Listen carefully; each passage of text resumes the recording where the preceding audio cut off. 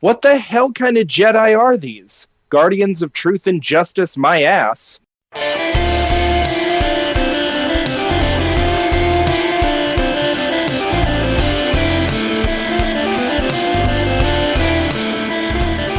That's perfect. We could That's be gonna twins. Awesome. Oh yeah. Mhm. Yeah, It's almost like for you real. are. Oh All man. right, so All right. Well, yeah. Let's. I think we should just get into it. So, yeah. well, we should introduce All right. ourselves. I think. Welcome. In case people are Yeah, unaware of who's course. here. Yeah. So, yeah. My name is Nathan. And I am Ian, and we have a special guest today. Hi there. I am Gabe, otherwise known as Stand-in Stan, as some people may remember. When Confused Matthew was on vacation or he didn't want to do it, you had me. And now he doesn't ever want to do it again, so you're stuck with me. Yeah. In the permanent stand-in. So. Indeed. Yeah. Permanent Stan. Yeah, permanent Stan. Permanent Stan. I like that. Yeah, I like that too. You know what? There's a non-zero chance that I might change. I go by Get Good Gabriel now, but there's a non-zero chance that I might change my name to Permanent Stan just because I like that so much. Oh my god, that's awesome. Yeah. So. Oh well, yeah. It's great to have you on here, Gabe. For anyone who might not know, why don't you tell everyone a little bit about what you did on Confused Matthew, what you do now, and just sort of give a little bit of an introduction for anyone who might not know.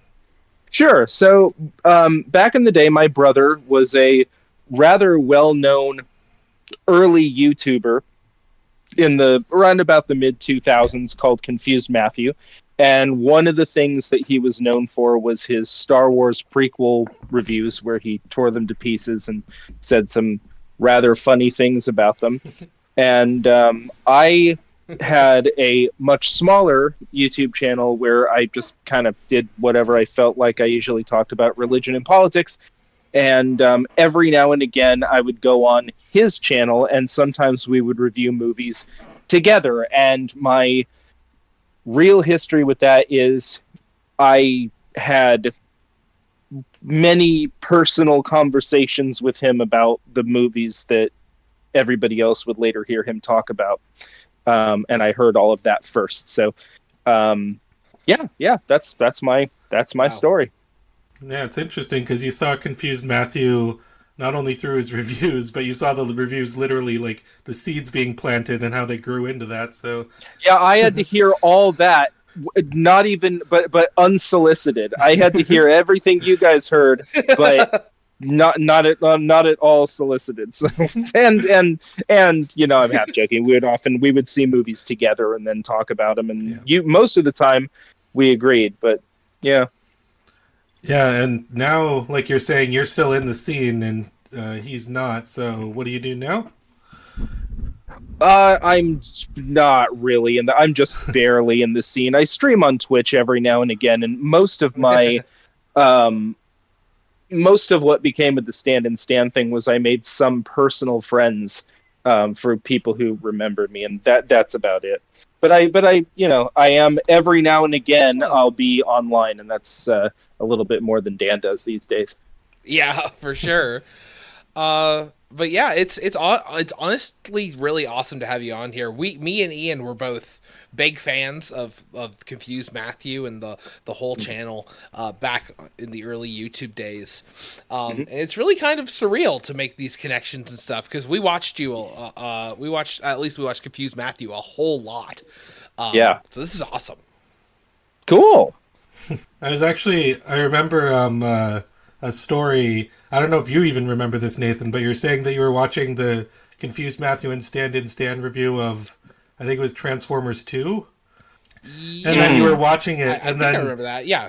in the middle of the review, Confused Matthew kept going like, "Michael Bay, suck my dick," and so then your mother was just like, "Turn it off, Nathan, turn it off," and it just you kept saying it over and over again. Yes, she was so mad.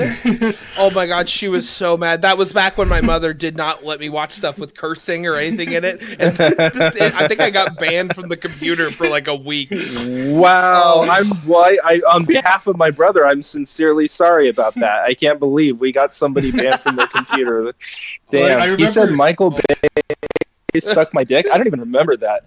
I don't even remember that movie. Something like that. I remember like it oh happened my God. once, and then you were just like, "No, Mom, it's okay. They're just saying it once." And then he said it like 4 or 5 times, and then so he was like, "That was great." I was watching it because that was honestly one of my least favorite movies. I remember I saw that movie at like we went to go see that at like a drive-in theater that we have locally. Oh, that's cool. And it was just one of the most abysmal, horrible movies I'd ever seen. So I really wanted to watch the review, but I didn't get to finish it for another week. Oh man, you'd have to go watch it somewhere in private. Well, see, Dan and I didn't even like we were born in 81, so we were right in the middle of the Transformers mania, but we didn't even like Transformers. We didn't even like it as a show when we were little kids. So like when the movies came out, we were just totally checked out of it. To us, it was just another Michael Bay movie like Armageddon or something. It was just like too loud and too predictable and too an excuse for explosions and yeah. Exactly. Which, like, there's a place for that, but like, you need to have something of substance, and that movie. I mean, even if you don't have something of substance, at least, because I mean, honestly, there isn't a whole lot of substance to a lot of stuff that we liked when we were kids. Like, but you have to at least have something that's interesting other than just a spectacle.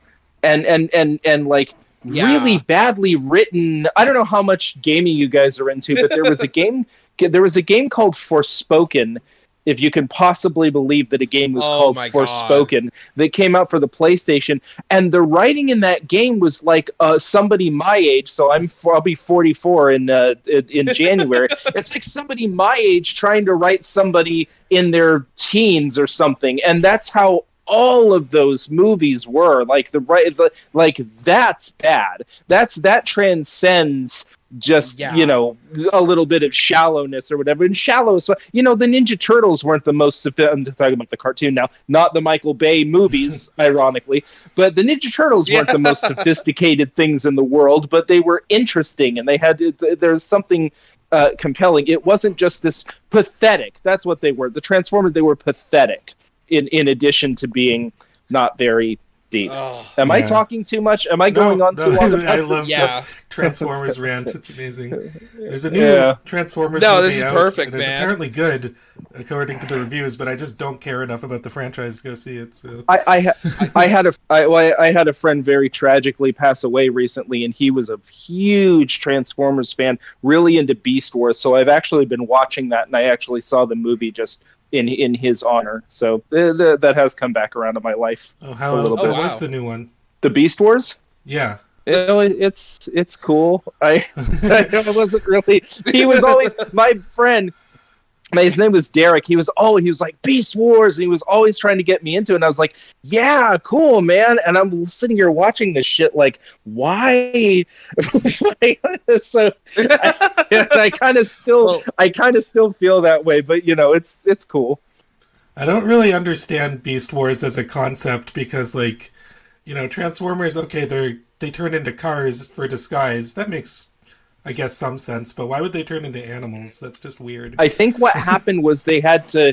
Oh, it was something like they had something where they had to mimic the life that was on that planet where they crashed on, or something. It was something like that. I can't exactly remember, but there was a stated reason for why they had to turn into animals or whatever. Yeah, I feel like I watched the first episode of Beast Wars like a couple of years ago, and they were in like a space chase against the Decepticons, and they crash landed on a planet with no cars, so it was all just animals. Yeah. It's something. So right. They had to take on whatever that's right. I didn't remember Beast Wars very much as a kid until I realized that in Canada they changed the name of it to Beasties, which is, I think, the best way to ruin the marketing of a show ever. Wow. Yeah, they called it Beasties. Why did they do that? I have no idea. That's why I never saw it. Some sort of, wow. Is there some sort of like copyright thing on Beast Wars in Canada? Or maybe they didn't want to use the word war. in a children's show. I'll bet you Oh, $1 million. maybe. I'll bet you $1 million that's what happened. Yeah, it's kind of like I like. the Ninja Turtles in Europe. They're called the Hero Turtles. Hero Turtles, yeah, because like nunchucks What? were. Oh man, yeah, my the fella that I do my personal podcast with talked about that because he lives in London. He grew up in England, and he was talking about how stupid it was that they banned wow. nunchucks, even though nunchucks aren't even a real like practical weapon that nobody used. They banned them because I guess the government saw that there were too many I guess the government saw these like kung fu movies and thought it was real, so they banned them, and they couldn't use the word ninja because it was like they thought that was real or so. Yeah, it's crazy, man. Yeah, it's just sometimes those regional things because like Harry Potter and the Sorcerer's Stone, I think it's called the Philosopher's Stone in America, is it not? Yeah. No, in Europe it's called the Philosopher's Stone. In America they had to change it to Sorcerer because they thought that if people saw the word philosopher, they would think it was too boring or it was too it would be too cerebral for us, and unfortunately and tragically that's probably true. It would have affected sales. Yeah. Yeah, most likely. Was it still Philosopher's Stone up here in Canada? I can't remember. I believe it was. I think we got the European title. Apparently, Canadians are more cerebral than Americans. Europeans. Everybody in the first world is more cerebral than him. I shouldn't talk to him. I'm not on my own show. I don't want to offend your guys. Well, I live in the United States, and so I guess I know it well enough to shit talk it. Yeah. Yeah, exactly. If we're here and we know enough to shit talk Canadians, then you should know enough to shit talk Americans. Yeah. I agree. Know enough about your culture to rip on it. That's the good policy. Mm-hmm. Yeah. Yeah, exactly. Don't rip on a culture if you don't know anything about it. Yeah. True. The more educated you are, the more you can shit on something. So. Yeah, exactly. Which I guess is kind of true about Star Wars too. We can take that into So we'll use that as a nice segue. So we are talking today about the at my request, we have all seen and will now talk about Star Wars Episode 2: Attack of the Clones. So first of all, why this one out of all the prequels did you want to talk about it? Out of curiosity. Yeah, that's a good question. I was going to ask that's a good question. Yeah, so everybody probably knows from my brother the big one of the big things that broke out from his channel was his review of the Phantom Menace. Mm-hmm. And up to this point, this was before Red Letter Media. So up to this point, nobody had ever really done like a video essay doing a deep dive into why that movie was bad. Everybody knew it was bad. Everybody saw it and was like, "Oh my god!" I'll tell the story again. I saw I have seen from the Phantom Menace on. I've seen every mainline Star Wars film in the theater on opening day. So Wow. Yeah. So I had a very generous friend who has taken me to see these every time they come out opening day mainline. I never saw Rogue One or anything, but so, oh my god. They're doing the story of Obi-Wan and Anakin when they were friends, and oh my god, can you believe this is actually happening? I was so excited. Me and Dan, by the way, for those of you who don't know, when I say Dan, I'm talking about Confused Matthew. That's his name, is my brother. So me and Dan were going to go, and Dan got sick. So I had to go by myself with this friend of mine. And I saw the movie. I got out of the theater. I called him on a payphone. What the hell is a payphone? But I called him on a payphone, and I said, "You're never gonna believe this. It sucked." And so that happened, and I couldn't figure out exactly why or exactly how they could possibly have made the prequel to Star Wars bad. But here we were a few years later, 2002, I believe, and the second movie's coming out. And I'm like, okay, they've had a few years to get all this feedback where everybody's telling them, obviously, this was terrible. Obviously, the characters were too wooden. Obviously, this needed a swashbuckler Han Solo type character because otherwise you just have stiff monks as the main characters. Yeah. And it's so obvious. They want these things to be good. I didn't think they were going to make another one. The first one was so bad. The episode one was so bad. I thought they were going to call the whole thing off. Okay, they learn from their mistakes. I go see that one in the theater, and it's not like the first one where I could kind of figure out what was supposed to be happening. I have never been so lost watching. It's the most lost I've ever been watching a movie. It was a different kind of bad experience from the first movie. It was worse than Phantom Menace, in my view. I think in most people's views. I agree. I would say.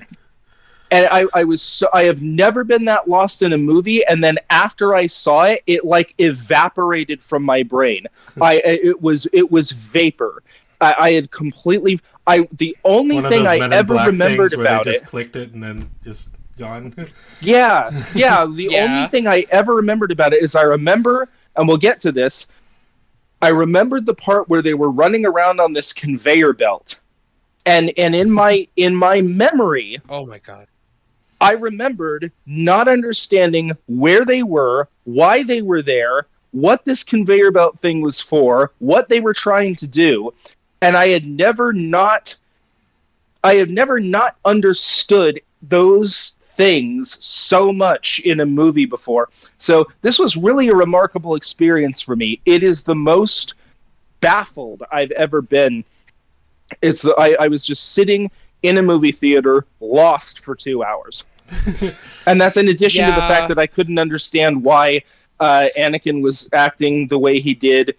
I thought this was supposed to be a good guy who was seduced by the dark side, and now he, I guess, always wanted a dictatorship because he needs Darth Vader, so he wants the bad things because that's what Darth Vader does. And in addition to all those character and story problems, I remember because I haven't seen this movie probably since I was 9 or whatever when it came out.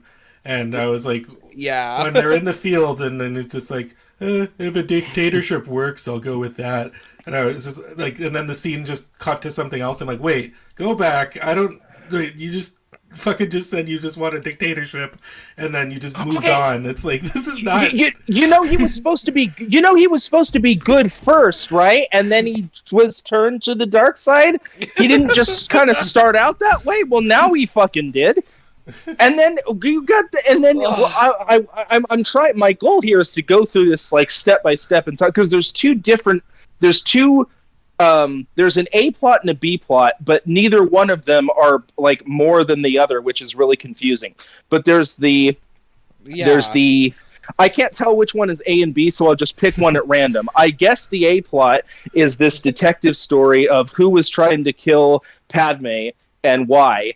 And so Obi-Wan has to do ostensibly detective stuff, and I'll get to that later, because none of that happened, but it could have, and that could have been good. And then you have this budding love story between Anakin and Padme, and also you have the fact that this is his first mission by himself, and that could have really worked. It's always so frustrating when you say, in better hands, this could have actually been good. I think a Star Wars detective story, having a Jedi solve a mystery, is a really interesting concept, but they don't actually do that. Yeah. What I will describe, having now unraveled this leviathan of confusing, badly put together stuff, I've discerned what it is. Somebody's trying to kill Padme.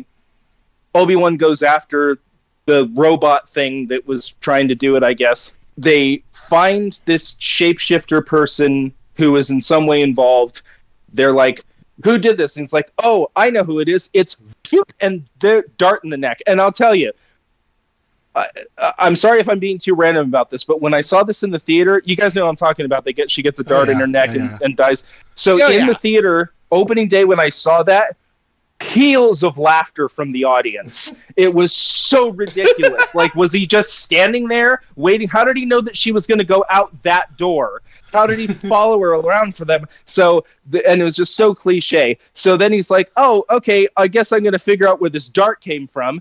And he goes to talk to his friend, and he's like, where did this dart come from? Oh, it came from Camino. Oh, okay. I'll just look that up in the archives. Oh, it's not in the archives, but all this gravity is around this thing. It looks like there's a planet there. I'll go talk to Yoda. Oh, yeah, there's a planet there. Obviously. Okay, I'll go there. And then he just goes there. There is no detective story. It's just beats. It's just beats that's leading him. It really is. Very, very obviously in a very rote, boring way through where the story needs him to go. Yeah, like so much of this movie, and this is true of the action too, but also just the writing, it feels like you're watching somebody play a video game in the sense it's just like a fetch quest of like, okay, I'll get this, I'll bring this thing here, I'll talk to this guy, he'll tell me to go over here to talk to this guy, tell me to go over here, go to a different world. And it's like, it's there's no detective story there, you're right. It's just things just going from one place to another place. Yeah, because that was his idea for what a story would be, but you have to write that into a story. You can't just have the character do it like your Bugs Bunny drawing the world for Daffy Duck. It's like he had detective stuff written in the script, like they fight, like does detective stuff. Yeah. But he never figured out. Like we talked last week about The Beat, which is a movie about poetry that nobody's ever heard of, by the way. Yeah, all the poetry in it is like totally inane and means nothing at all. But it's meant to be like really important. It just feels like you wanted this big detective story, but George didn't know how to write a big detective story, so he just sort of made you think there was a detective story happening when really you're just watching Obi-Wan bubble around. But it's like the whole thing was going through the motions to get all these scenes out of the way, as opposed to him Obi-Wan really participating in any kind of a mystery. And that was one thing I thought of several times throughout the movie. It's like, what is like Obi-Wan's like character arc or journey that he's going on here? Like, it's just him being there and doing things. Like, there's nothing that he learns or progresses in this movie. Like, it's just he's Obi-Wan Kenobi and he's going through the motions. And it's almost as if the person writing this knows how to write outlines that other people who are professional writers could pick up and make into a story. Yeah, and that's the thing too, is like so many people do not realize how much of the original Star Wars trilogy was not George Lucas's like vision, and how many different people he got brought on to that. People forget that. So when they come back and they do the prequels and they give him all the creative control that he wants, this is what happens. Like, I mean, this really is what happens when you have a non-collaborative effort. And do you guys, how familiar are you guys with Star Trek? I've seen all of the original series and the animated series and the movies, so pretty much everything to do with like Kirk, Spock, and McCoy and all them. But I haven't seen like any Next Generation or Deep Space Nine. Okay, that's a shame, because it won't land quite as much as I wanted it to. But Gene Roddenberry was the mastermind behind Star Trek, and when you got to Next Generation, which you haven't seen,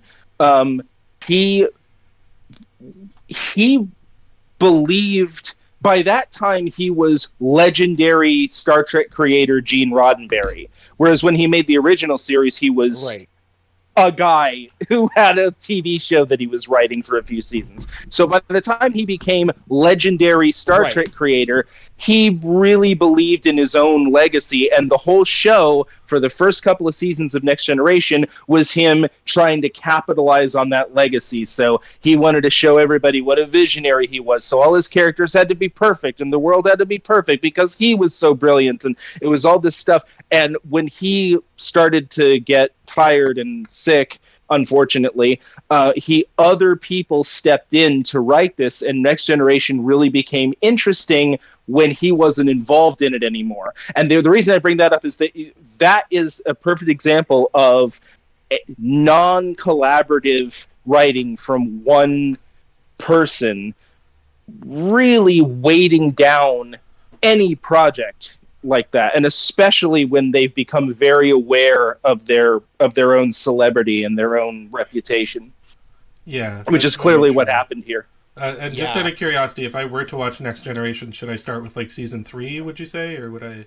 I would start with season 3. Yes, I would definitely. Yes, absolutely. All yes. right, I'll keep that in mind. Thank you.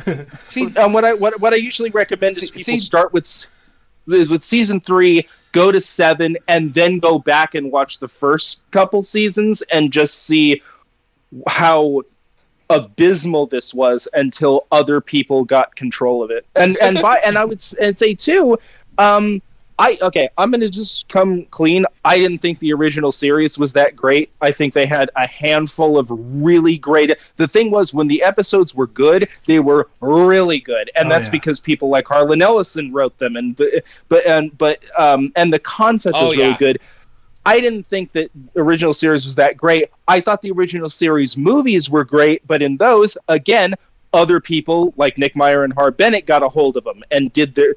Again, you got to have that outside perspective, collaborative process. And going back to Star Wars with these prequels, clearly that wasn't present here. Yeah, and like even like the movies, like the worst Star Trek movies of the original series, it's like 5 where it's all William Shatner, like stroking his own ego, and one where it was all Gene. Yeah, that's right. That's absolutely and one right. was all Gene. That's good too. That's a good point too. So. Yeah.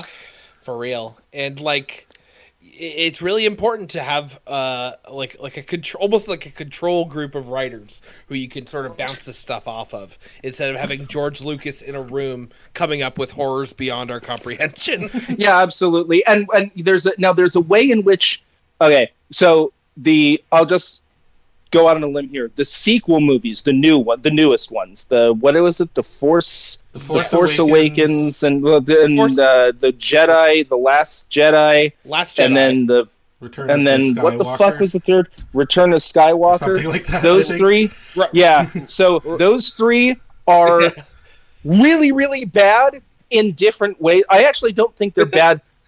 One of them is really bad. 2 of them are good for bad reasons, but in any event, you also have problems when you get people from the outside who don't have any kind of.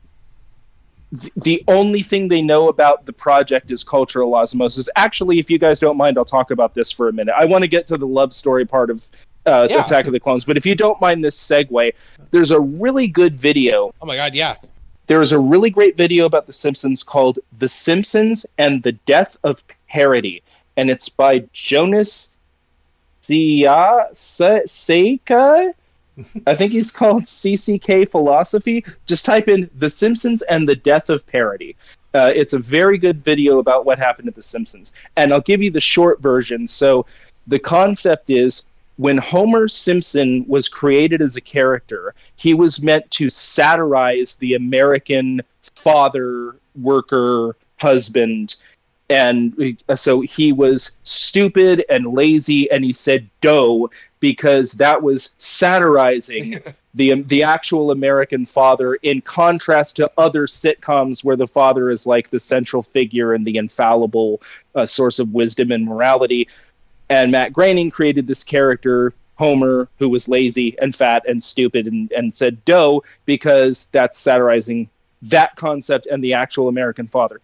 Well, fast forward a couple of decades, all the people who wrote that show in the beginning are gone. Other people have come in, and the only thing they know about The Simpsons is from the cultural osmosis. So now Homer Simpson is stupid and fat and lazy and says "dough" because that's what Homer Simpson does. So the context, the satirical context is gone, and now it's just a self-referential character.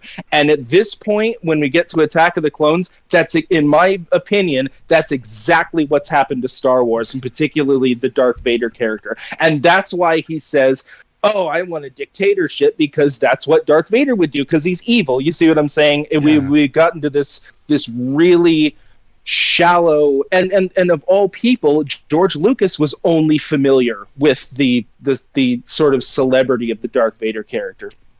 Yeah, and that's a big thing I feel with Anakin's character is that, of course, you need these things about him where it's like, okay, you can see the seeds of how this grew into Darth Vader as a character. So, like, we're not expecting him to be perfect or anything like that. Like, it's very much a flawed character that you'd want to go. But I think what they were trying to do, or what he was trying to do, was to have, like, a character who was good at its core, but then he has these sort of weird ideologies which kind of sprout into something, like, crazier.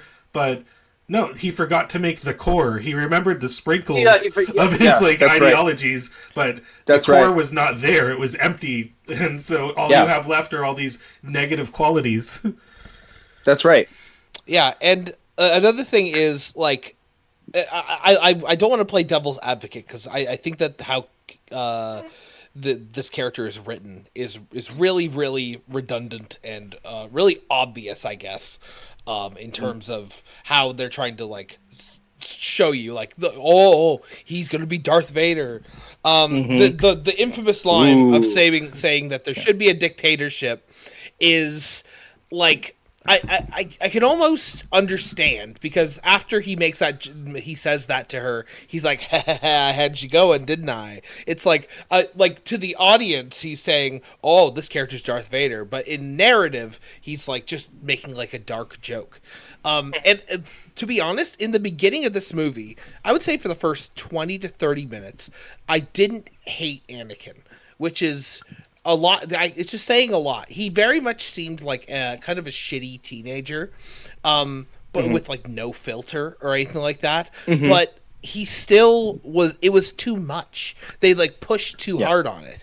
And we will talk about everything that happens in, I guess, the B plot with Anakin and Padme, and I'll have more to say about that then. But there's certain things that I think that George should have left out until maybe Revenge of the Sith, or stuff that Anakin had done in the very end of his arc before he turns into Darth Vader, not like the middle of his arc, and then we just pretend he didn't, kill all those people. Yeah, and just think he's a great guy. It's kind of hard to respect the he was a good person and a good friend when the very first thing he does when we see him, because when he's a little kid, that's a plastic mannequin that has no bearing on anything that's going to come later. But it's kind of hard to respect the he was a good friend thing when the very first thing you see him do in the movie is commit a genocide. With, like, that's worse than anything he did when he was Darth Vader. Yeah. He killed, and by the way, I just, foreshadowing, he already killed children, and Padme was like, oh, well, to be angry is to be human. And then in the next movie, she kills little white kids, and she's like, I'm sorry, I shouldn't say that. I shouldn't have gone there. But he's like, oh my God, I say it ain't so. And if I was Anakin, I'd be like, well, you didn't have any problem with it the last time. Why are you upset about this now? Just join me. Fuck, you already did. Sand people, I guess, and sand people aren't real people. That's what my friend tried to say to defend that, and I'm like, well, really? So if there's certain kinds of people, it's okay to kill their children? What the fuck? Well, they almost set that up, because there's a scene with Owen and Beru when they go visit Shmi's husband. And he says that they walk like men. There's a line where he says they walk around like men, but they're animals. So, like, they almost want to make you think that. But then why is Anakin acting like that afterwards? And by the way, there are a lot of people today who refer to other people that way and justify killing them. So George, you really don't want to go there. The word people is in their name. They're people. Oh my God. Yeah. No, that's. Yeah. We probably shouldn't be saying that. No, of course not. Of course you shouldn't have Anakin Skywalker murder families in the first time when you see them, when the whole time we've been told we want to see their friendship, and this guy's turned to the dark side. There was no turning. He was always kind of a fucking maniac. What are you doing? Here, you know what? That's another good point, and I know we're all over the place here, and that happens every time we record.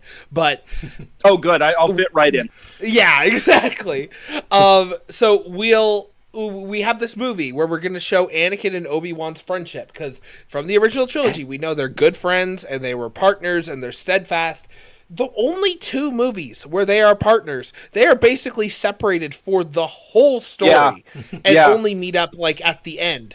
It is ridiculous how blue-balled we get whenever we are told one thing and then not given it, and they send them as far away from each other as possible, and just let Anakin be a little bitch by himself the whole time. Yeah, they edged us for 2 movies, and then it was just a dry hustle. That's right.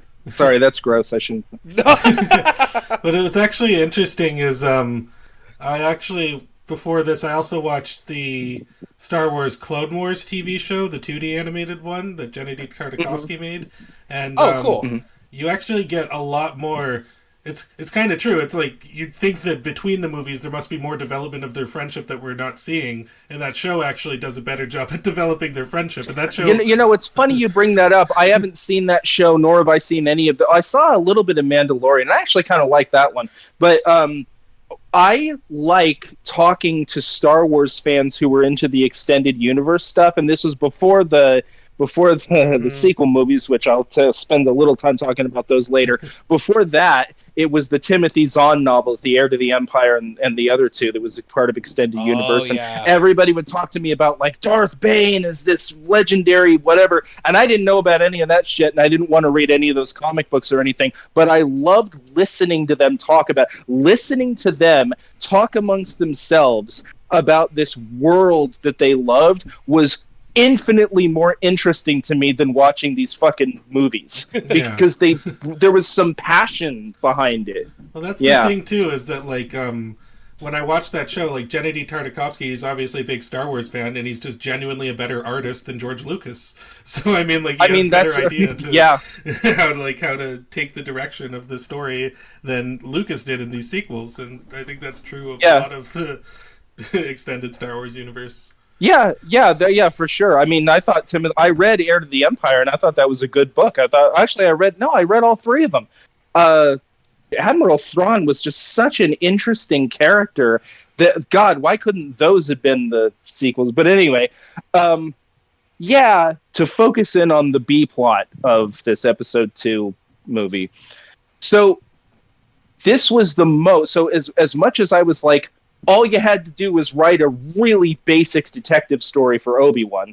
Here I was saying all you had to do was, okay, the way to do this right is Anakin is he is a goody two-shoes hero, wants to do everything right, has just nothing but training. He's the hero with more power than experience who must learn, and he's so ready for his first mission. He really wants to be a Jedi Master. This is his first mission on his own, and his first mission is to be a bodyguard for this senator. It's like Stooge, where forget about this Padme, I knew you when I was a little kid, are you an angel shit, because that doesn't make any sense. I know someone today who I knew when I was a little kid, and no, that doesn't work like that. Yeah. But have him guard this senator, and that's his first mission. He is not in any way invested in this person other than this is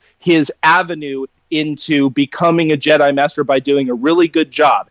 And then those two people, if you want to make him have a Han Solo kind of butting heads relationship with her, that's fine. That was so awful in this. But if you want to do that, that's fine. But make the tension be about him wanting to do a good job. She wants to go off and do this stuff to try and help and save her people, and he's trying to get her to stay where she's supposed to be, so he doesn't fuck up his mission. They get in adventures, and through real writing and acting, they learn that they have feelings for each other. And now he's like, oh, fuck. If I can't control myself enough to do this stooge work, how am I ever going to be a Jedi Master? Now he's conflicted a little bit. And at the end of that, what you could have seen was Anakin learns that following his passions gets him something he wants. And it gives him power. His passion for this person that he's fallen in love with makes him powerful, right? Ooh, now we have a little bit of seduction to the... You see what I'm saying? But what we get instead is, I love you. I'm tormented. I can't look at you without feeling love. I love you, but I mustn't love you. Can we please be together? Will you go to the prom with me? Like, there's nothing there. There's nothing that there's absolutely no, Red Letter Media said that the only thing that was pulling these people together was that they were physically attracted to each other. I didn't even get that. I was watching this last night. My wife said that all of their dialogue together felt like a table read. It felt like they were rehearsing their lines to make sure they knew them, and somebody filmed that and said, fuck it, just leave it. That's it. Yeah. Oh my God. It's just like, what was the direction towards them as an actor? Because I know Natalie Portman can do better than this. Hayden Christensen. Oh my God. I haven't seen him in anything else. She's an incredibly good. I couldn't believe she just stood there with those cow eyes, and so she had no. She didn't know. You just look at the scene when he's talking about how he murdered all those people. Look how uncomfortable she is. She has no idea what she's doing in this scene. And that's the same for everybody. Samuel L. Jackson's a great actor. I think that we should go and do these things as Jedi. Well, who could sit through this? Who could act through this? There's nothing for them to do. Go ahead. I'll have more to say, but go ahead. It's kind of funny that you just wrote a better prequel movie than they did. So it's so simple. Yeah, exactly. It's so simple. It's right there. It's right there. It's This doesn't take much script really doctoring to really figure this shit out. No. It's Dude, I can't even it spell. Really I dropped out of school in the 9th grade, and I just these are professional. Oh my God, this guy has a ranch in fucking California. Oh. But that's the thing is we talk about them not having chemistry. I think it's even worse than that. In the beginning of this, Hayden Christensen is playing a character that is so insanely creepy and so insanely off-putting that they're really trying to. I know exactly what he was trying to do too. He was really trying to push this awkward teenager type. He's not disciplined. He's still learning, but that implies that he is trying to push himself to become a Jedi. There is no way in hell that this guy even gives a shit about this. You're trying to tell me that he's dedicated his whole life to the Jedi teachings and he can't go one dinner date without abusing the Force to cut a pear for his girlfriend. For real, he is insanely creepy. And I again, as I said, in the beginning of the movie, how he's acting comes off as a rebellious teenager, which is what he is. I don't know how old Anakin's supposed to be in this movie, but he comes off as a rebellious 16-year-old. And Obi-Wan's his father. And the moment Obi-Wan's gone, Obi-Wan's gone. We can do whatever we want. But you're part of a important religious and political order of people who are supposed to defend peace and justice in the galaxy.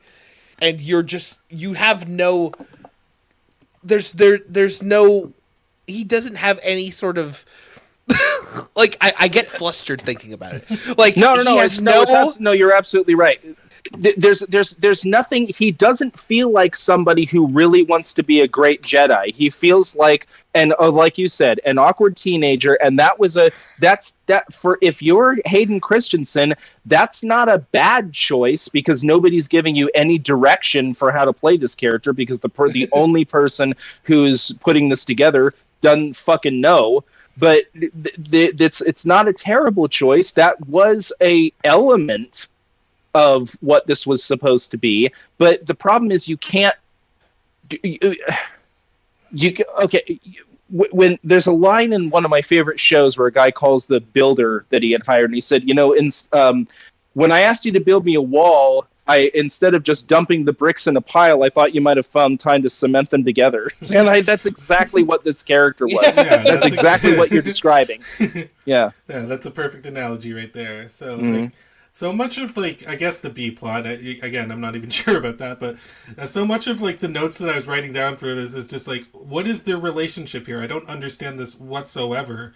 Like, like, how, I guess, close they were supposed to be. You would think, they said, like, they hadn't seen each other in 10 years, but it just did not come across that way. I mean, it did in the sense that they had no chemistry with each other, but, like, in the sense that we're supposed to believe that they're absolutely in love with each other. Like, that I just... so much of me was trying to, like, figure this out. Like, okay, what qualities does he see in her and vice versa? And, I guess that's supposed to be this, like, forlorn thing where it's just like, oh, I'm a Jedi, I can't love you. I'm a senator, I can't love a Jedi. And then it's just like, okay, but that should be pretty easy because you guys don't have any sort of romantic chemistry with each other. It should be very easy to not fall in love with each other.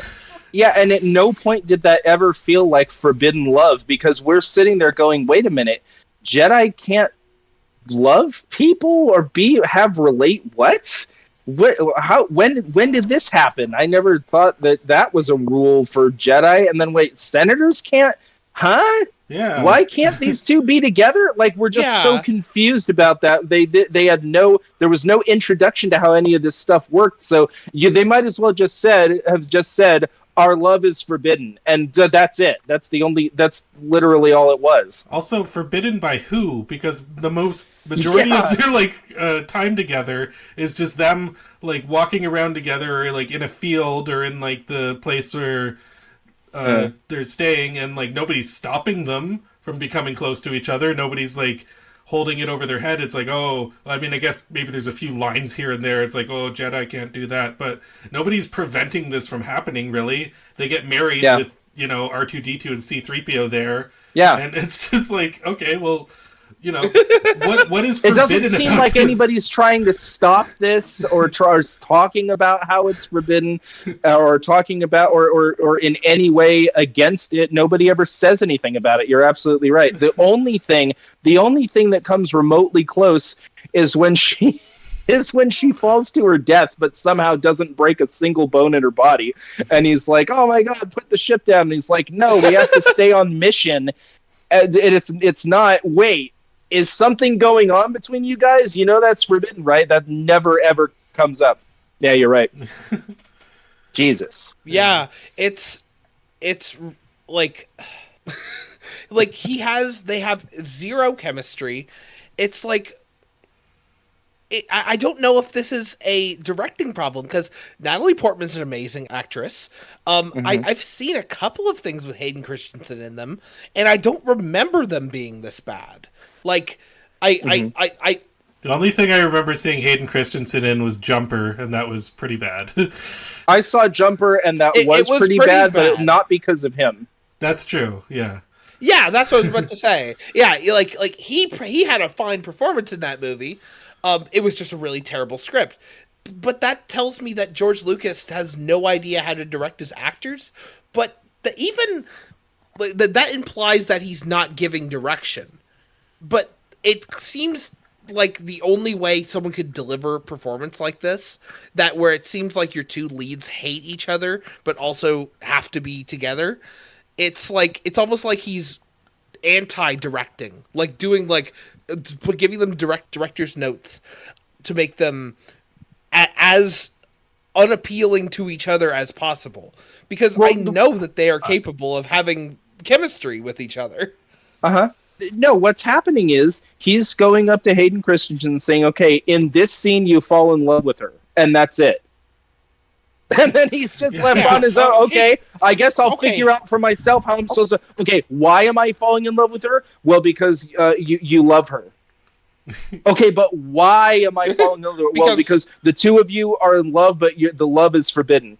Okay, I guess I'll just try to figure out on my own how the fuck I'm supposed to play this. I'll try to figure out my... No, that's exactly what happened, and that's why the performances were so stilted. And the secret ingredient is love. Yeah, the secret ingredient is love. Okay, who's been screwing with this thing? Fake, I couldn't resist. Yeah.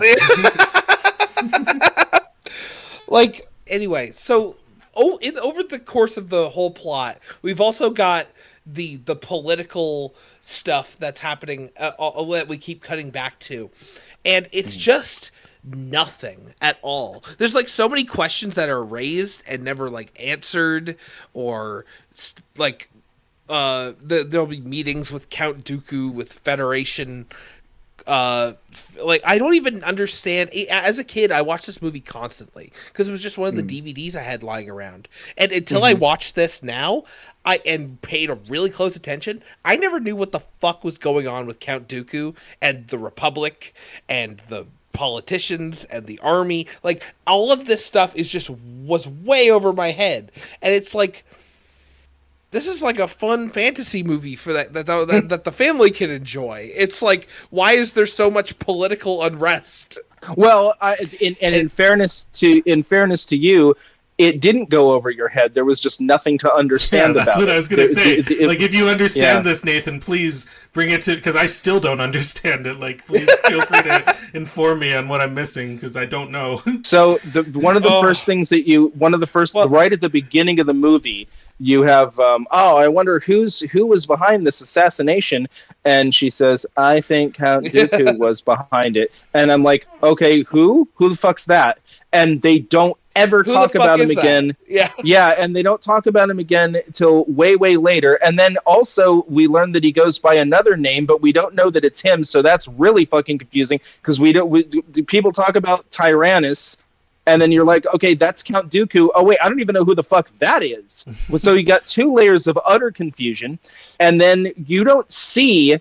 So they stop talking about this Count Dooku person for pretty much the rest of the movie, and you don't actually see him until the movie's almost over. And then you learn that he's the leader of the Separatists, and you don't know who they are or what they want or what they except for the vague, again, the outline. They're leaving the Republic and we want to stop them. Okay, why are they leaving? What do they... And they said, the Republic will have to give in to our demands. What fucking demands? But what are you asking for? Why is there even a war over this? And then so none of this stuff it's not even unexplained. It's undone. It's not done. They don't do it. They don't actually do anything with these concepts. There's nothing. There isn't a thing happening. Yeah, to even misunderstand. It's like serving like not even a cake, but like cake mix that hasn't been baked at all. Yeah, like, it's just that's right. You have like something like the ingredients there, but you haven't done anything with them. It's just like I don't. That's right. Yeah. Yeah. You know, I if you had not recommended this, I would have never watched this movie again. And I saw it when I was 9. Yeah, I remember thinking it sucked when I was 9. I remember hating the prequels when I was young. Even Revenge of the Sith, which a lot of people liked, I remember being so bored with that in the theaters. Like, it was just... And going back to them, it's like even looking at the CGI and stuff like that, like, I forgot how bad it looked. Like, I mean... Yeah. This is one of those things where it's like... The Super Mario Bros. Movie looked better in 1994. Well, like...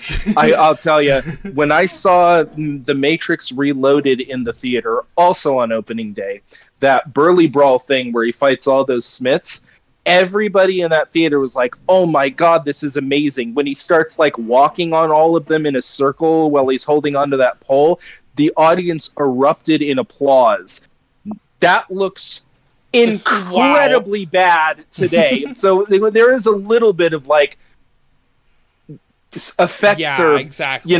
products of their time, and at one time that looked good. I thought the effects in this looked good when I saw it in the theater. I saw it last night and it was like, oh my god, this looks like a PlayStation 2, like this look Yeah. cartoon. Like, Yeah. yeah, so there's a little bit of recency bias there, I think. I mean, they were fine for what they were for their time. They don't age well like puppets do, because you can't really Yeah. instantiate. They always look like a last generation video game console kind of thing, where they look dated, whereas the puppets don't really. Yeah, that's a very true thing too. But I mean, like, I guess what I mean is, like, even taking the technical kind of advancements out of that, like, you can go watch the original Toy Story and still see the artistic merit in something like that, even if the CGI has not aged particularly well.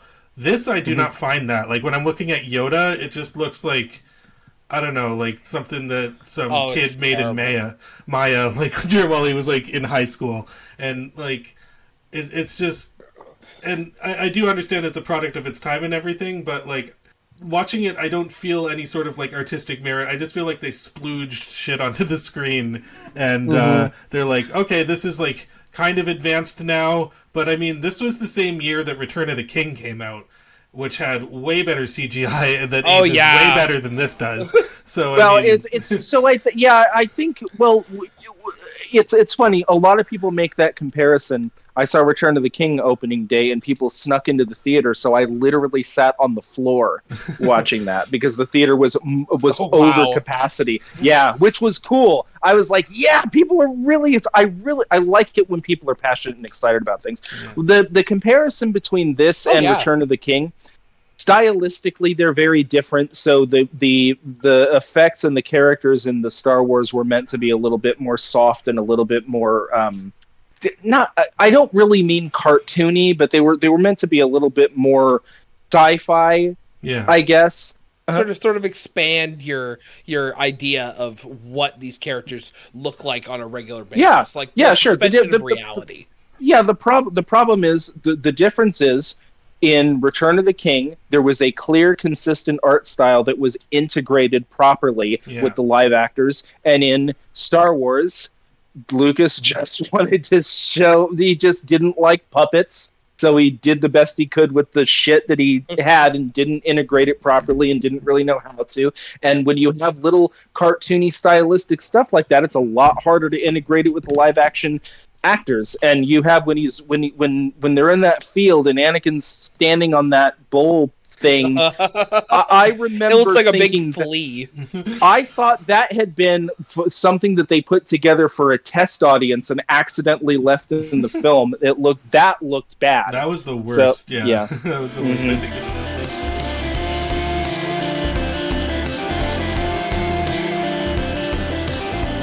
Hello, everyone. Editing Nathan here. Hope you enjoyed the episode. It's not done. How do you like it so far? I just wanted to drop in, have a quick break in the middle to let you guys know a couple of things. Just the first one is the usual stuff. If you aren't already, please subscribe to the channel. We got new episodes coming out every month. The second thing is, if you want to like or comment on the video, it would be much appreciated as well. And the third thing is, last month I gave out an email that you can use to contact us, and a couple of fucky things happened. So what exactly we're going to do is we're just going to change the address. So the new email address for the podcast is going to be unrealisticelephant@gmail.com. So if you need to reach out to us for any reason, if you're fans of the show, you have a question, you have a recommendation, just please reach out to us at unrealisticelephant@gmail.com. And that's pretty much it. I'll let you guys get back to the episode. It was really great to have Stand Stan on. I want to thank Gabriel again for coming on. And let's get back into it.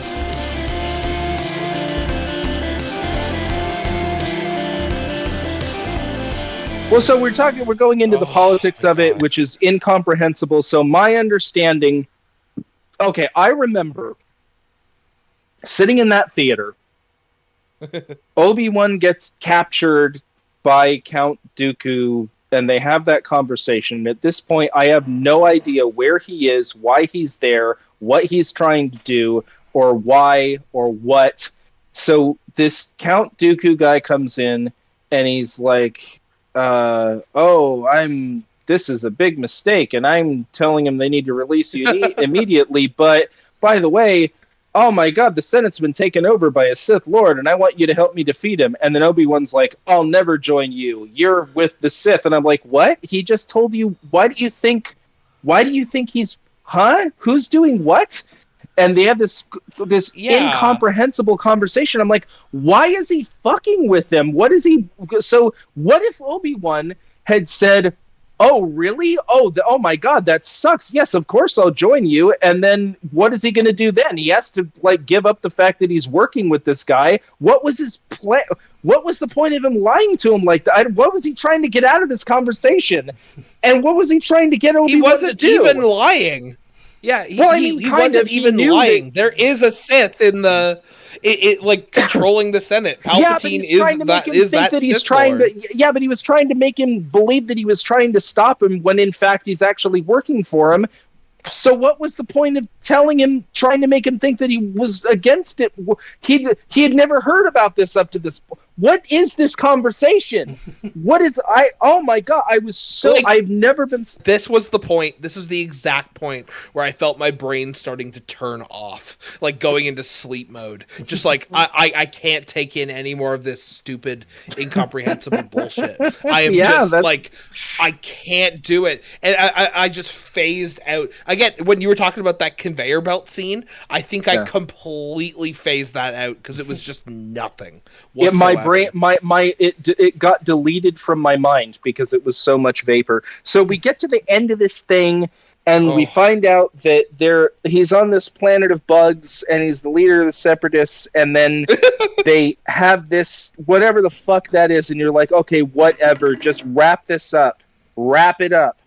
And so they get captured, and they get put in this overly elaborate thing, and they're wild animals. Coliseum?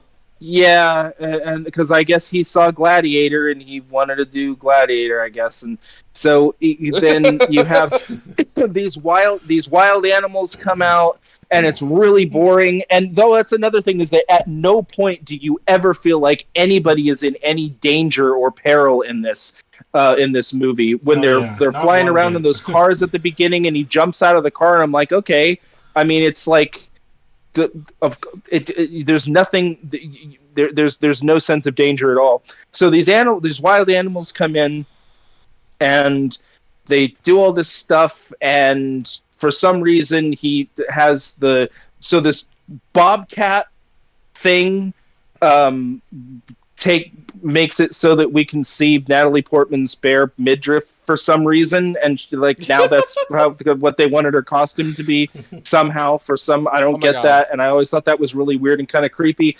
And so that whole shit happens, and he kills a big praying mantis, and then it's like, surprise! All the Jedi are here, and then they have this endless, incomprehensible fight with all these robots. I have no idea whose side anybody's on when I see this. So you have this endless thing with just blocking and deflecting laser blasts and pew and just fuck. Yes, go ahead. It was no, but like no, I mean that was like basically... I just wanted to say, for some reason at this point in the movie, George Lucas thought that all the what the script really needs is like endless puns.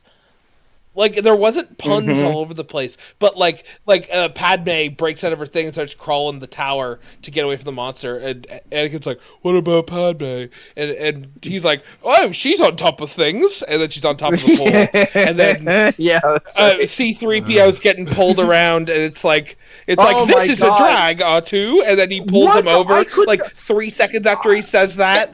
He's like, R2, I'm beside myself right now. God. I couldn't understand what he was saying. When I was in the theater, all I heard was like, I couldn't understand what he was saying. And when I could, I was like, is this supposed to be funny? Is this supposed to be adding levity to this endless, mind-numbing, boring, uninteresting, unparalleled, just endless swinging lightsabers and lasers? So you have this endless thing where they're fighting these robots. and it's not cool, and it's not fun, and it's not interesting, and it's not action. It's just boring and dull.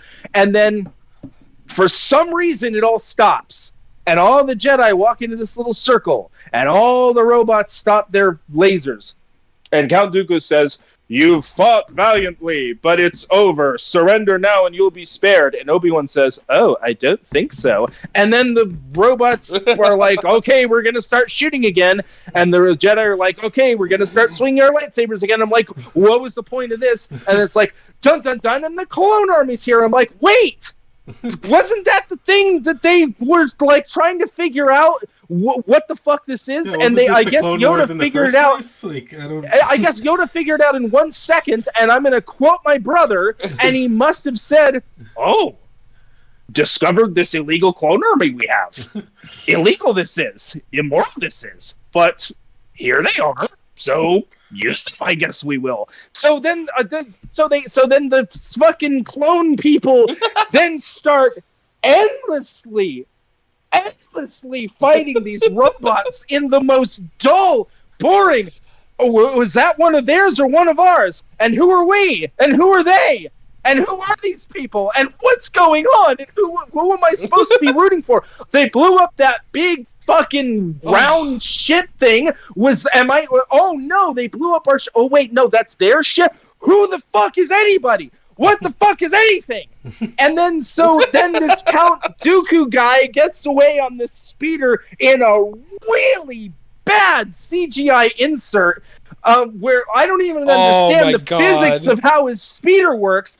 And he's got these things and they're chasing him, and then Natalie Portman falls out of the ship to her death, but then she doesn't even break bones. She's fine, but she fell a mile out of the ship, and then they cut to the thing, and then they get to Count Dooku, and Anakin says, "You're gonna pay for all the Jedi you killed, Dooku." And Dooku's like, "No, I'm going to kill you with this lightsaber." And they have an endless, uninteresting, dull sword fight, and they both get fucked up really badly by this 100-year-old elderly geriatric man somehow. And then, but there's two of them, and he's 100 years old, and then they're like dead almost, and then Yoda walks in. You're like, how the fuck did he get here? How did he know where they were? And then he takes out a little lightsaber, and he goes, "Yeah!" And the audience erupted into painful laughter.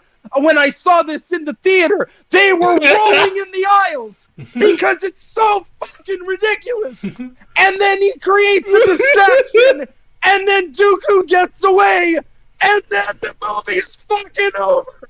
And you have no fucking clue what happened, or why, or who anybody is, or why you just had to sit through this.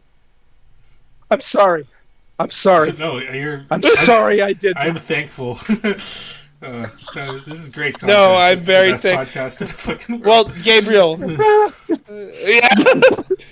Well, Gabriel, the Clone Wars begun. They have, and then the credits. Okay, well, I thought that was the title of the movie. I didn't know. Well, it's Attack of the Clones. Also, I have an issue with like how there's this movie's called Attack of the Clones, and then there's the cartoon show called Clone Wars, and then there was the movie The Clone Wars, which was like the CGI version, and then they made that into a TV show also called The Clone Wars. So it's kind of funny, like that clone is in the title, and they can't come up with the original title, so they just clone the titles, and it's just, the irony is unintentionally beautiful. So that's very synergistic. I like that. Yeah, and I have so much like with the whole sequence. Like I had a lot to say about it. I wanted to let you go off because that was amazing. But like so when they're in the I guess the gladiator ring. So the original Star Wars trilogy, like everybody knows that it takes elements from these other properties. Like, you know, it has like references to Flash Gordon and Akira Kurosawa and all these different westerns and all that stuff. Right. So like, you know, taking like these ideas, and I even kind of felt that at the beginning a little bit with the cars. It really reminded me of Blade Runner. So I think that for this one, I think George Lucas was just on a Ridley Scott kick, so he's watching Gladiator and Blade Runner and taking what he could from those. And so that's a good point. But like the whole thing is, when the original trilogy did it, it was taking something that you could see and then turning it into its own thing.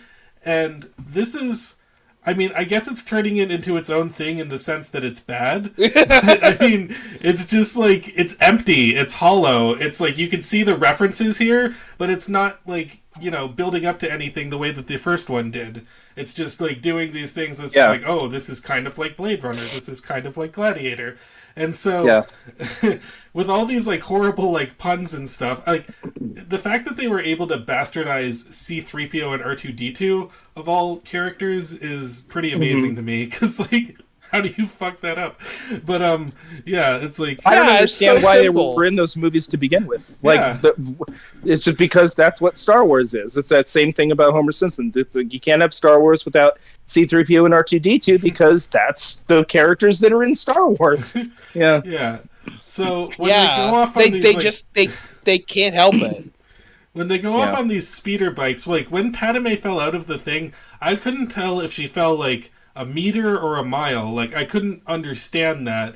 And then like they keep flying, they're like 500 miles away, and then Anakin's like, "We should bring the ship down." It's like, buddy, that moment is long gone. Like you fucking left her, you know, miles and miles back. Like You're in a moving vehicle, right, dipshit? yeah. It's just like, hey, Captain Like, it keeps Hindsight, going. you should have done this. And it's just, it's ridiculous. So they go and they fight Count Dooku.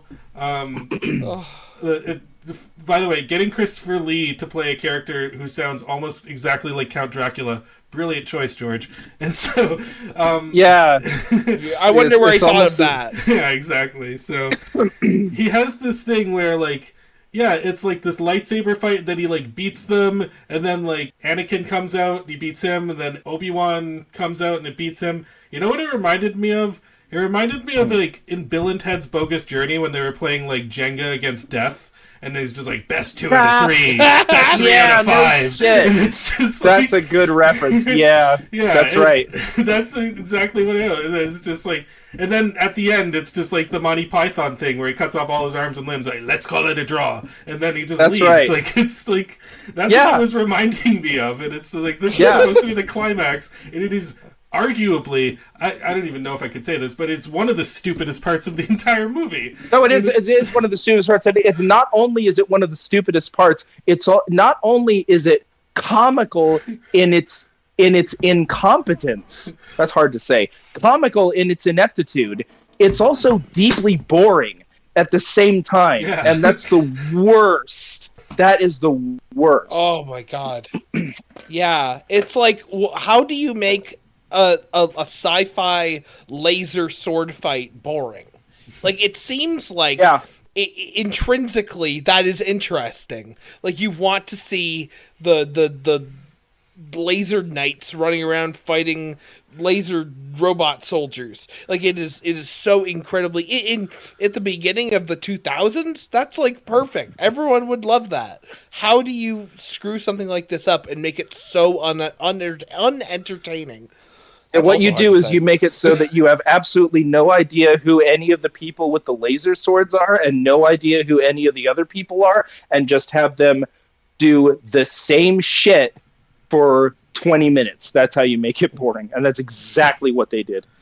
And I think that a lot of what George Lucas was wanting to do with this is that, you know, he has all this CGI technology now, so he can make these big, elaborate action sequences of the likes that he couldn't in the original trilogy.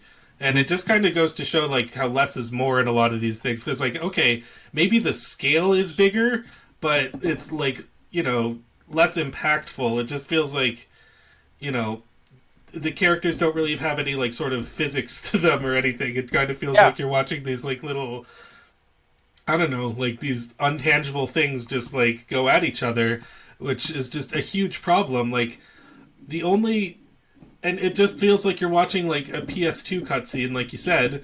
Like this is other than maybe The Hobbit, The Battle of the Five Armies. This is the movie that out of any just felt like you're just watching a video game you can't play, where it's just like this non-stop, never-ending action sequences where there's no weight, there's no impact, there's no consequences or anything like that. It is so. How you could do so much and get so little out of it is very baffling. Well, it goes back to the issue of peril too, because the nothing.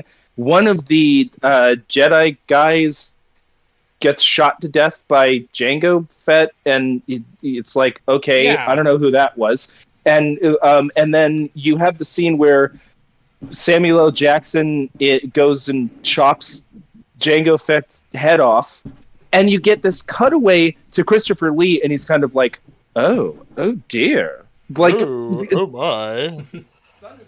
at him, and he's looking at him like he just saw a cat or something. It's there's no weight, there's nothing tying you to it, there's nothing drawing you into the action. You're just watching colorful things for a very long time. Way too long. And Way that's kind too of long. the thing too. And Is that, there's no like Point. There's no point. Yeah, I was to gonna any say of it. it's the thing with there's no point, and like you build up Jango Fett over this movie as this skilled bounty hunter, and then he lands in the battle, and he's like, "All right, time to fight," and then Samuel L. Jackson cuts his head off right away. Wait. I have to disagree with something you said. They didn't build Jango Fett up as anything. Oh. Well, that was another thing. When they go to the thing and they meet all these clone people, when they meet all these, I'm not really trying to contradict you, but you just made me think of something. When they go to Camino and they meet these clone people, they're like, yes, we use this guy named Jango Fett to make all our clones. And I'm like, okay, why is he so special? And he barely says anything in the movie. He barely does anything in the movie. And then he just dies. So you never know the answer to that question. So no, I don't think they built him up as a skilled bounty hunter. I think he was just as blank and placid and undeveloped and vacuous as everything else in the movie. It was nothing. Yeah, I think they built Boba Fett up more in the original trilogy, and that's saying something because they didn't really do anything with that. I'm sorry. Everybody, before the prequels, everybody that I knew was like, "Yeah, Boba Fett is this really cool." I'm like, he was in one movie or two movies for like 3 seconds. Like, what is it because of his name sounds cool? Is it because his character's look is so distinct? I never got he didn't do it or say anything at all. But I mean, people like it, which is cool. I never understood why that took off so much. My favorite thing about Boba Fett is the fact that he was introduced in the holiday special. That's about it. True. Yeah. But here's the thing. It just goes to show that Boba Fett did more with his screen time in the original trilogy than Jango Fett did over the course of this entire movie, where he's basically like a tertiary antagonist. And he could have had the opportunity to have some lore or some backstory or something, but we don't. We never learn that. We just know that he and Obi-Wan have beef, and Obi-Wan chases him around some through the whole reason. movie. And in fact, what if they actually just made it Boba Fett instead of Jango Fett, and they actually built on the character of Boba Fett? Wouldn't that have been something? Wouldn't that have been something? Yeah. Why did it have to be Why did it have to be Jango Fett? Why didn't it have to be Boba Fett? It's not like the original trilogy happened so much like farther after, and we don't know how old Boba Fett is in the. No, you asked the same question I did. Why did it have to be Boba Fett? Why is this guy so special and so unique that he would be the perfect template for elite soldiers? For why? What? Tell us about this guy. Tell us why they. Yeah, for real. Like, if you don't tell us, show us. Like, Boba Fett, in Empire Strikes Back, is the guy who inevitably brought Han Solo in and froze him in the carbonite and took him to Jabba. Like, he was clearly he didn't do a whole lot, but he had a really imposing like vibe to him. He felt Vibe, yeah, that's right. capable. He Yeah, just I through agree his with that. actions. Also, if you're going to make a elite army of clone soldiers, wouldn't you want to use a soldier? Why a bounty hunter? No, yeah, like it doesn't make any sense. Like a bounty hunt, it's just such a strange choice. It seems like from the dialogue they just chose Jango Fett because he was he was willing. No, And we're they paid supposed him to money. think Like that's we're supposed to think that he was this elite person because we know the name Boba Fett, and that's a legendary Star Wars character. That's what it is. That's exactly how Yeah. Lucas thought of it, and that's what he thought the audience would latch onto, because that's what he latches onto, because a very, very shallow thinker when it again, he does outlines. These are the actions of a person who knows how to do outlines and not very much else. Yeah, that's very true. And it really makes me, yeah. like, the themes in this movie, it really makes me wonder how George Lucas even thinks about, like, stuff like politics and love and all these other issues in reality, because it just seems like someone who's writing about something that he has no sort of experience or opinion about. It's just things that's just like, okay, well, this is part of, I guess, the world building or the characters here, but it's like, you know, like, what was the point of any of it? Like, I don't see, like, was there, like, a deeper theme? Was there, like, it's very surface level. It's funny with that scene, any scene between Anakin and Padme. I always thought, and was thinking last night, that this had to have been written by somebody who had never had any meaningful contact with another human being, and the only thing he knows about human to human interaction is stuff that he saw in really bad B movies that he rented from a video store or something. Yeah, exactly. And I'd even say, like, Yeah. probably a lot of those B movies did it better than George Lucas did here. Like, yeah, absolutely. This is like one of the, like, most contrived romances. Like, you add to that the fact that even the shallow B movie stuff he doesn't know how to write because he's not a very talented writer, and then you've got the formula for the prequels. Yeah, there you go.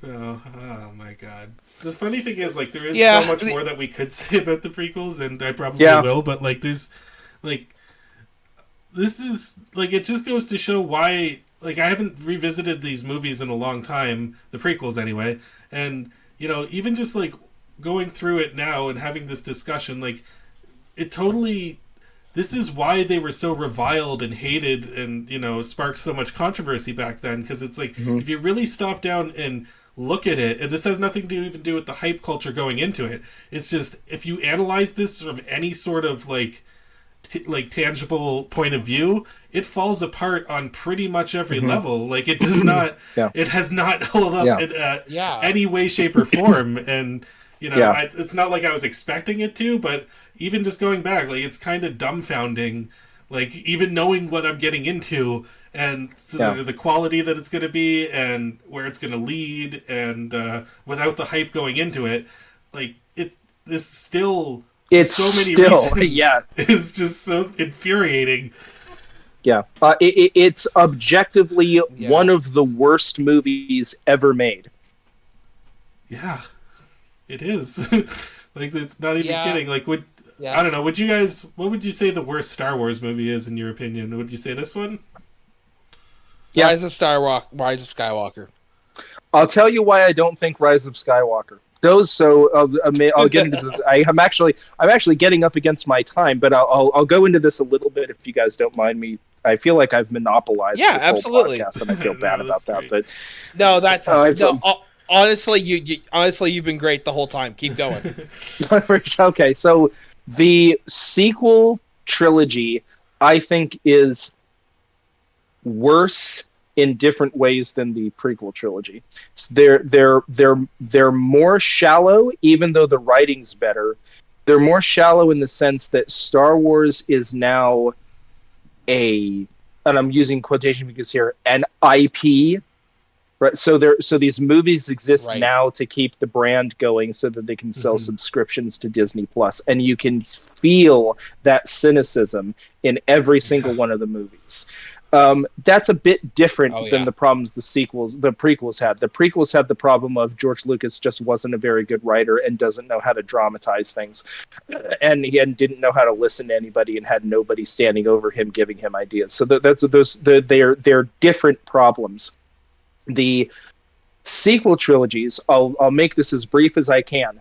There are two first movies and one third movie in that series. The Force Awakens was a Yeah. fairly decent, inoffensive first movie for a new trilogy. Then they abandoned that and went with some other guy, and that guy made what I think was a pretty decent, interesting first movie to a new trilogy. Then they abandoned that and Yeah. they made a third movie in a trilogy that they never made. So there's no way that any of this stuff can stand on its own. It was all a waste of time. And it not in the way that the prequels were, because the prequels were a waste of time in that the movies just weren't very good and it really screwed up the idea of Anakin turning to the dark side and all that. It was just badly done. These were a waste of time in that there's no middle. There's two beginnings, no middle, and one ending to a movie that they never made. Um, and I, and the only other thing I can say about that is just the cynicism that I described. These feel like they were made. It has that Simpsons problem that I discussed from that very good video, where the Yeah. only thing that these writers knew about Star Wars was their experience through cultural osmosis. There was no attempt, like a Nick Meyer when he wrote Star Trek II, to just make a good movie with these characters in it. They were just, everything has to be about the Star Wars callbacks and Brand. fan service and names that we know and all that stuff, and just all that garbage that just eliminated any chance of these being in any way stand out. They're just vape. They're just assembly line productions. Yeah, that's kind of like when you really look at the original Star Wars trilogy. I mean, like, okay, George Lucas had like the outlines and everything, and then the studios came in and they kind of like changed it to make it a little bit more, you know, tangible. Coherent. But so like the Yeah. prequels are the vision of an artist who has no restraint, and then Yeah. the sequels are kind of this more of just like a studio production that doesn't really have the vision of Yeah. an artist. So I really feel Yeah. like the balance of the original trilogy, like you really understand it looking at the two trilogies that came after it, because yeah, they were both problematic for different reasons. Than Yeah. yeah, so I mean, yeah, it Yeah. was just kind of I'll tell you what. I'll tell you why I think that this one, The Attack of the Clones, is not. I'll tell you why I think Rise of Skywalker was not the worst film, because there was one element in that movie that was deeply, in my view, deeply interesting, and that is that in the mainline Star Wars films, you never really get to see what the practitioners of the dark side and stuff from the dark side is like. You hear about it from the point of view of Obi-Wan and Yoda. You get to see the, I guess, what you would call the light side of the Force, and they talk about it and how they talk about it reverently. That's the little triangle thing that they had, and there was a scavenger hunt mystery in this that actually was kind of a mystery that she had to figure out. I like how she had to use that thing to find the part of the ship where the thing was in. The dark side stuff was interesting to see. I thought I thought exactly what everybody else did of the Emperor being in it was just ridiculous and Yeah. fan servicey and totally cynical. But the fact that he was brought back by evil magic, I thought it introduced again a supernatural element to the Force that we hadn't really seen that much in a while. So that at least was an element of that movie that I didn't mind being there. And there was nothing like that in Attack of the Clones. It was all you might as well have been doing nothing. yeah. I'm trying to even And I think don't think that was about true. like what redeeming qualities this movie has, and about the closest I can come to say is that Oh. John Williams, he didn't suffer in the transition Yes. from the original to the prequels, but that's about the closest I can come to. Yeah. I'll tell you what. There was one scene.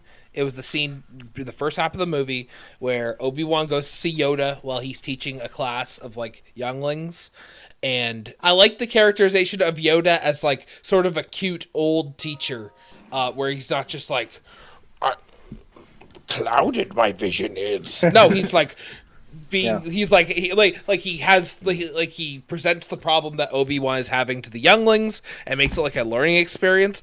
I thought that was a cute scene. That is the literal only good thing I could think of. Honestly, the movie if I would rack be my better brain. if it was just about Yoda as a teacher than it would if it was just any of this Yeah. stuff with Obi-Wan and Padme and Anakin. Like, yeah, if it was just Yoda teaching kids at an academy, it would probably be more entertaining than what we got. So I thought the exchange Yeah, between honestly. Obi-Wan and Anakin,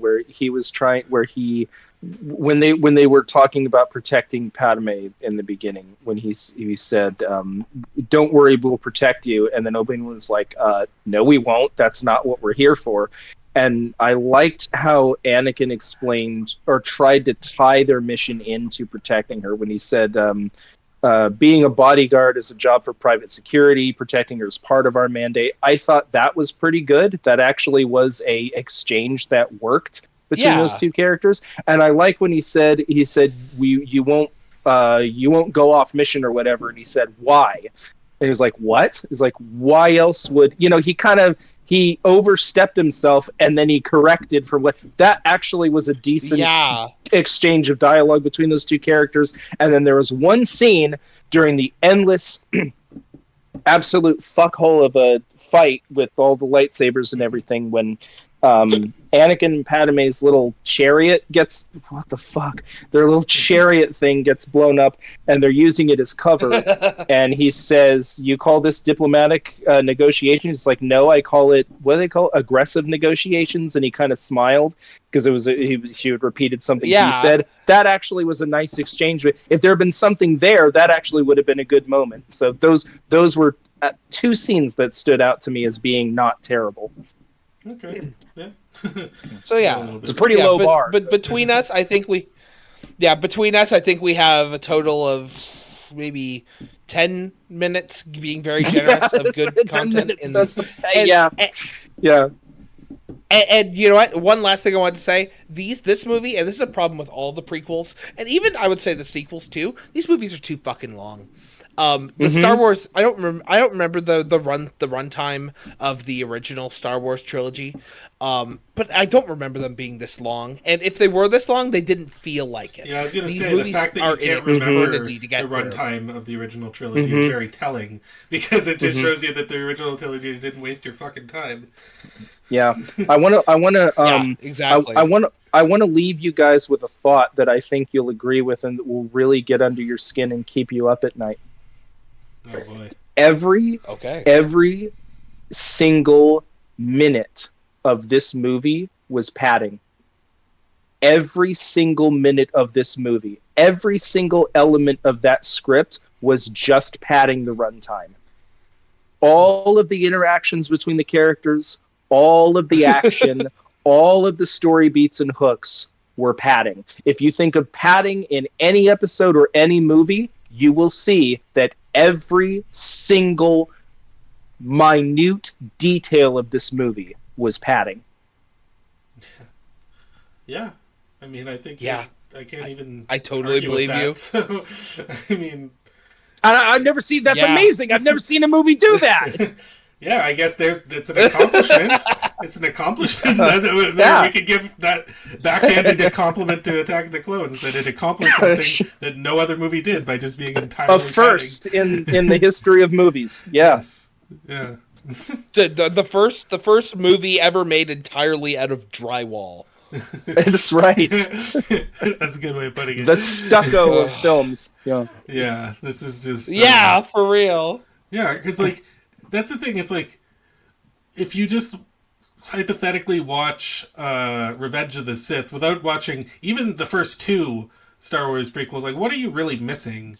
And like even watching this, I didn't rewatch Phantom Menace, Yeah. and like I didn't feel like I was missing anything by skipping No, there was Phantom nothing. Menace. There was nothing connecting those two movies. I'll say of Revenge of the Sith, it had a discernible beginning, middle, and ending. Yeah. And that to me, it was Yeah. and what a low bar. But yeah, it was the only one of those movies that had a clearly definable beginning, middle, and ending. Yeah, but How I mean, sad. Revenge of the Sith, like I don't know why like it got the praise it did back then, because to me it just has the same problems that this one does in terms of the romance, in terms of the acting, in terms of like the politics, the friendship between Obi-Wan and Anakin, which isn't really a friendship. Like I feel like that they couldn't really do much with the foundation that they had, but I'd still say that this was worse. Like this was painful. Oh yeah, Yeah. oh for yeah. Sure.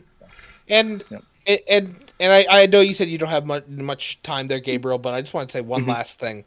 Sure. In terms of the prequels, I think it's very interesting because we saw these movies when they came out. I didn't see. I think the only one I saw on day one was Revenge of the Sith. But I think it's weird that you look at at the current Star Wars fandom. A lot of these people are most nostalgic for these prequel movies that came out when they were kids, like Gen Zs, Gen Alphas, or who watch these movies. Yeah. And I think it's really interesting that even though these movies are of lower quality, there's still people who can gain like a lot of love for these movies. People really love Hayden Christensen and Obi-Wan. So like I definitely not from this movie, but there's definitely something there in the performances that the actors gave that there's something under the surface. But again, the surface is drywall. It's stucco. Like Yeah, and you can't get through it. Dan was talking to me about this recently, and he said because I don't have much. I'm a working dad now, so I don't really have much contact with Right. the driving force of the popular culture. But my brother does because he works with a lot of young people, and he told me, he said, those prequel movies, everybody likes them from in the younger generation now. Everybody likes them. Nobody even knows or could conceive that there could possibly be problems with these movies or that they could be bad. They're classics to these people now because they grew up with them. And I'll tell you this: when I have a 10-year-old son, when he was 5 years old, he thought Jar Jar Binks was hilarious. He I did too, loved actually. that character. Yeah. So there's I really mean it. There is a campy charm to some of this, and people like me watch it to make fun of it and to remember my brother's stuff or Red Letter Media or whatever. But there is a campy charm to it, and there was again. It didn't have that corporate cynicism behind it that these new ones did, and I think that carries a lot of weight with people today. Yeah, I do think that part of the Yeah, fact that I it's totally clearly agree. an artist's vision is part of the reason people latch on to it so much compared to the sequel trilogy. But then again, maybe 10, 20 years down the line, we'll get people saying the same thing about the sequel trilogy when a new Star Wars you trilogy certainly is will. out. You certainly will. You absolutely will. That Yeah. happens because that's just how the course of time works. That's just how. But when you grow up with something, looking at it today, I'm not sure that. Well, here's another one from my brother. Back to the Future 2 isn't exactly the most well-written thing, but we all remembered, in 2015, we all remembered that that's the year they went to, and we all had fun with that and stuff. And yeah, you just that's how it works. It's just when you grow up with something, that's what you remember fondly. Yeah, that's true. A lot of people, like, they don't even realize Back to the Future 2 and 3 got mixed reviews when they came out,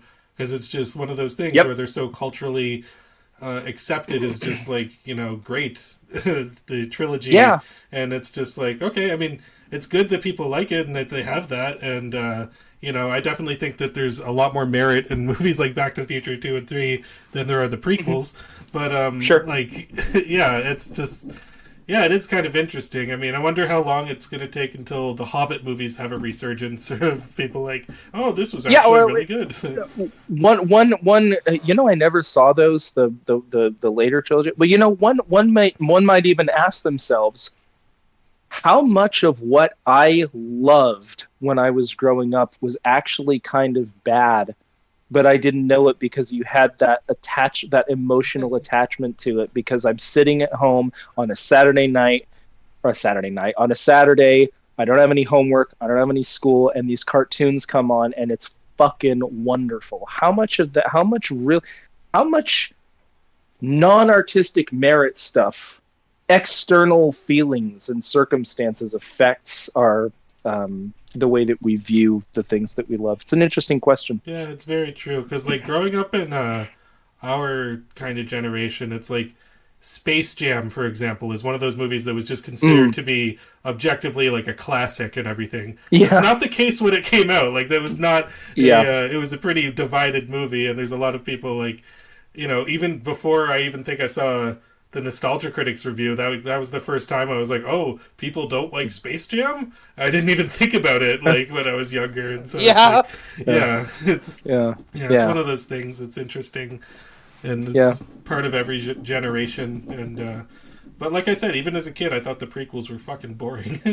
So, I don't know. I guess I wasn't part of Which that. is why we don't. Yeah, exactly. We don't have that emotional connection to it because we knew that these were really boring pieces of shit. Yeah, well, I can't imagine not thinking that. Well, fellas, unfortunately, I gotta vamoose, but it's been an absolute pleasure. I had a lot of fun yelling and screaming. I haven't done that in a while, so that was great. Yeah, no, it was great. And, It's getting yeah. Confused Matthew Stand and Stand like 2008 vibes. It's so great to relive that again. man. And we're probably going to wrap things up just so we're going to have like a recommendation for next time and stuff like that. But if you got to get going, yeah, that's cool. We can, Yeah, we can. yeah. Yeah, it's all good. Oh, sounds good. Well, thank you, gentlemen. It's been real, and I will talk to you again whenever you want. Yeah, for sure. If you ever want me on the Gabe and Perfect. Andy show, I'm always happy to participate. Yeah. I don't know if you do that I will. frequently. But... Don't forget that you said that, because I'm going to take you up on that. Oh, yeah. Both of you guys. Both of you guys. Awesome. All right, fellas. Yeah. Take care. Have a Awesome. good one. Bye. All right. See you later, Gabe. What a guy. What a guy he is. What a stand-in. Really he lives up to this name, Stand-In Stan. Holy It's crap, like, yeah. He's a stand-in and he's a Stan, so... all right, There you go. Yeah, so we have another guest coming up, don't we? Yes, we do. Our next episode is going to be with Trevor from Media Mementos, who is actually wrapping up his channel in a few months. I don't know if you heard, but Oh, wow. yeah, he's retiring the Media Mementos channel, so I decided what better way than to have him come on the show and give him a send-off in this capacity. And, he said he'd still be down to collaborate in the future. So maybe I'll be the hub of all things Trevor going forward, but at least on YouTube. Awesome. But yeah, so he did recommend a movie for next time, and that movie is his favorite film of all time, which is 1 Hour Photo, starring Robin Williams. And so, I don't know, have you seen that? I've never seen this before. Yeah, I watched it for the No, first I time haven't. maybe a year ago or 2 years ago. I enjoyed it quite a bit, so I'm excited to have that discussion. I think you'll enjoy it. That is really awesome. Yeah, no, that's been on my list for the longest time. I am really looking forward to finally checking it off. That's awesome. Nice. All right. Awesome. All right. Oh, there was actually a third intro that I came up with, but I could not go with like a non-confused Matthew reference, but the other one I came up with was, I'm bad, like the movie Attack of the Clones. I'm dangerous, like a fire in a nursing home. Old people burning, put your hands up. It's kind of messed Oh up. my god. So, With that wraps up episode 12 of the Unrealistic Elephant Podcast. We really appreciate you guys for listening. I want to thank Gabe for coming on again.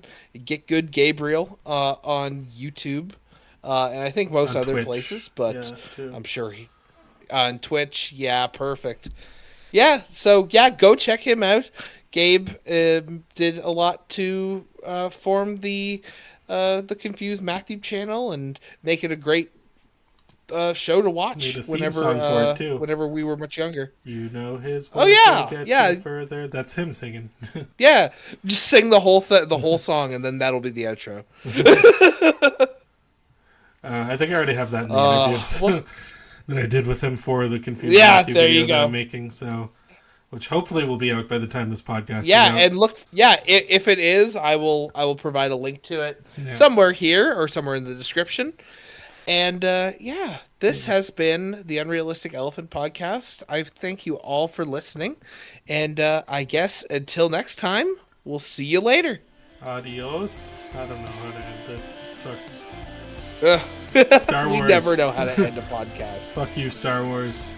Star Prequels. Wars! Star Wars. Wasn't that from Dexter's Lab?